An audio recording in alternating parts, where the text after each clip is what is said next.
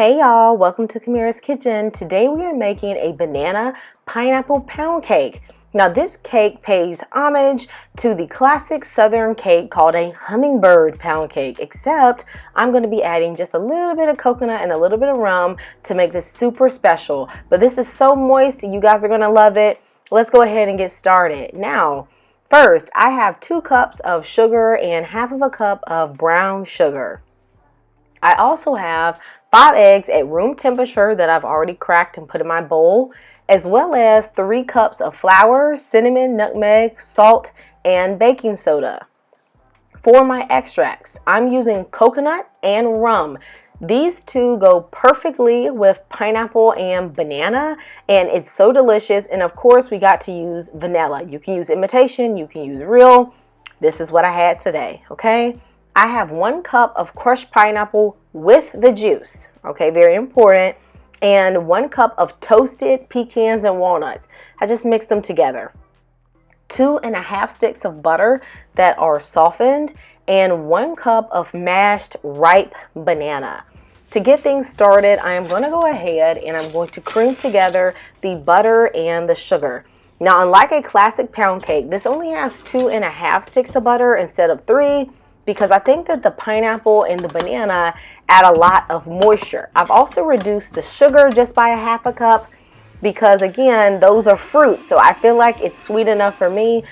I've never tried it with 3 sticks of butter and 3 cups of sugar, but if you do, let me know how it turns out in the comment section, okay, baby? I creamed this butter and sugar for about 5 minutes, and then I creamed it for 1 minute after every egg just to ensure that it was nice and fluffy.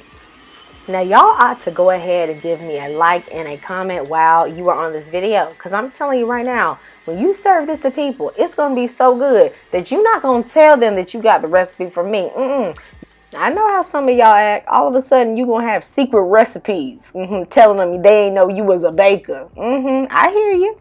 I'm putting a tablespoon of vanilla extract as well as a teaspoon of rum and a teaspoon of coconut.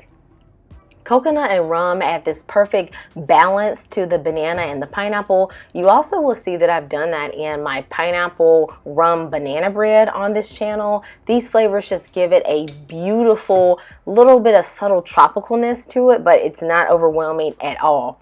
To start to put in the rest of my ingredients, I'm going to put in about half of the flour mixture that has, the baking soda and the cinnamon and nutmeg in it.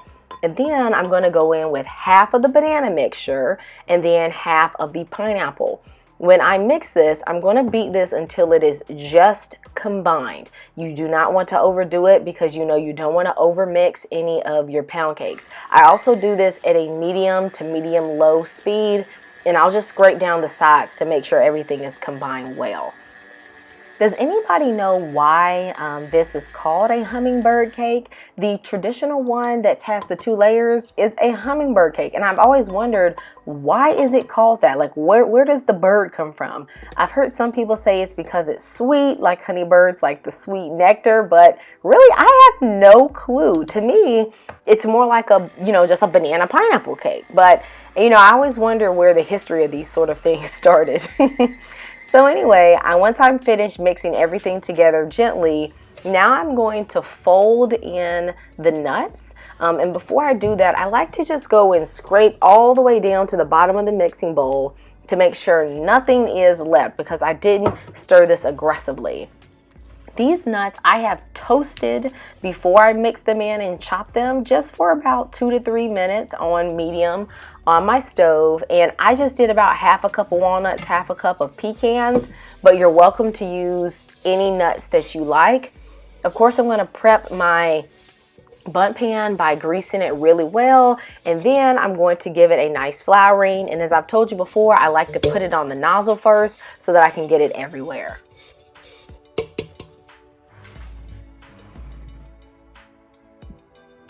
I'm going to gently add my batter into my baking dish, and while this has all been going, I've had my oven preheating at 325 degrees. I'm going to bake this cake starting out about 70 minutes. And then at that point, I would check it. Don't go in and check your pound cake before that time because you don't want the temperature of the oven to drop. If you open it continuously, then you're going to end up messing up your cake. So wait for about 70 minutes and then let that be the first time you go in and you check your cake.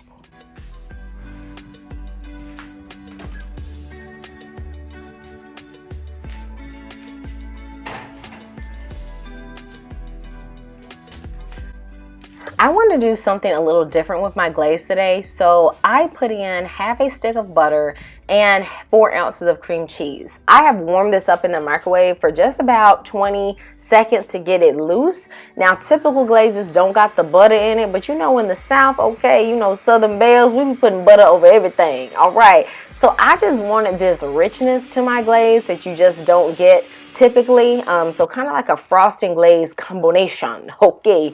So I'm putting in about 2 cups of powdered sugar, but you know, I don't know, honey, I just kind of poured it in.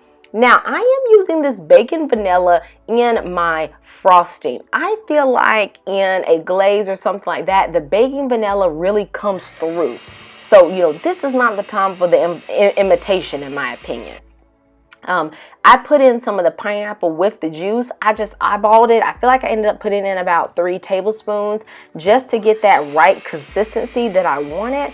Something that was loose enough to pour, but still kind of thick, you know what I'm saying? Make you feel like you're getting frosting, but you know, you ain't about to get it, okay? Because doing frosting is a little too much work, all right? So some just like this. Now at the 70-minute mark, that's when I went in and I checked on my cake. Now, something you're going to see is that this cake is going to be a little bit browner than other cakes because we do have banana in it and things like that. It doesn't mean it's burnt, all right? So when I went to check on it, as you can see, there was crumbs, baby. But it's getting a little too brown for me, so I'm going to stick some foil over it lightly and allow it to cook for 10 more minutes. So mine was done at the 80-minute mark. Once it was finished, I let it cool in the pan for about 12 minutes, and then I went to flip. And see, this is when the devil tried to try me. Okay, do you see that? Trying to act like it's about to be stuck. But you know what? He ain't going to win today, because I'm going to go in the pan, and I'm going to take out what was stuck, and I'm going to put it right back. Everything the devil stole. I'm giving it, God's giving it back to me. All right, I'm putting it right back there, and then I'm going to flip my cake to the other side, so that don't no one know that it happened but you and me. Okay, we ain't gonna tell nobody. Now, so I served it from this side, you know, because we had to fix that. And so I let this cool for a full 45 minutes before I put on the glaze, because I wanted that glaze to stay really thick and not get super runny. And then I just put the glaze on the way that I wanted to. Once you put your glaze on, I think it's best to let the cake sit for about 20 more minutes just to allow the glaze to set. Now, I'll be honest with you, this is the type of cake that tastes best the next day. If you can resist, you will be rewarded with a super moist cake, and you'll be able to taste all the spices and everything to come through. Now, of course, it's delicious the first day, but I really don't know why pound cakes tend to taste better the next day to me. If somebody knows, let me know in the comments, but it is true, they really do. Now, if you've enjoyed this video so far, please go ahead and give me the thumbs up and subscribe if you have been enjoying this. I'm going to go ahead and cut this cake open. And baby, I'm going to tell you right now, this is one of the best pound cakes I have ever made. And I have made quite a few pound cakes. And maybe I just say that every time because to me, you know, they're all good. But seriously, this is like a banana bread. If banana bread and a pound cake had a baby, you get this delicious hummingbird banana pineapple pound cake. I'm going to link the rest of my pound cake recipes in the description box. I pray you have a good day, and I love you and Jesus loves you, and I'll see you next time in Camira's Kitchen. Goodbye.